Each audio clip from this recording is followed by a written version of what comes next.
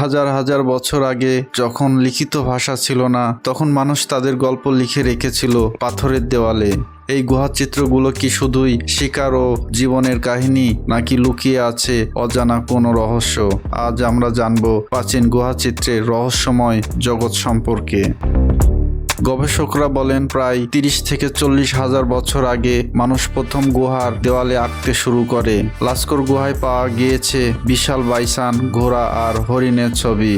ভীমবেটকার ছবিতে দেখা যায় শিকার, নাচ ও জীবনের দৃশ্য। এসব ছবি শুধু শিল্প নয়, বরং মানুষের প্রথম যোগাযোগের মাধ্যম।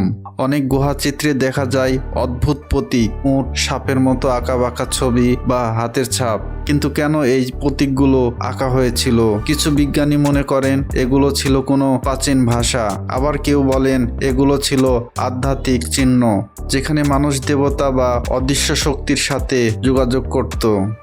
অন্য এক মত হলো গুহাচিত্রগুলো শিকারীদের জন্য জাদুর মতো কাজ করত।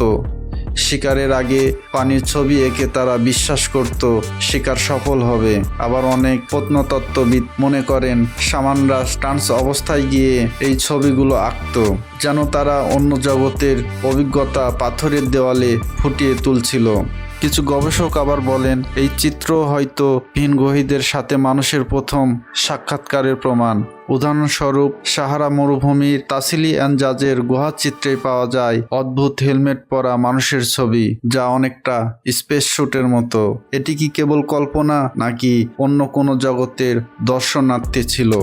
বিজ্ঞানীরা অবশ্য ভিন্ন ব্যাখ্যা দেন। তাদের মতে গুহাচিত্র হলো মানুষের মানসিক বিকাশের সাক্ষী। কল্পনা, ধর্ম, শিকার কৌশল সবকিছুই প্রকাশ পেয়েছে এই দেওয়ালে। এগুলো প্রমাণ করে যে মানুষ শুধু বেঁচে থাকার জন্য নয়, গল্প বলার, ভবিষ্যৎ ভাবার ক্ষমতাও রাখত।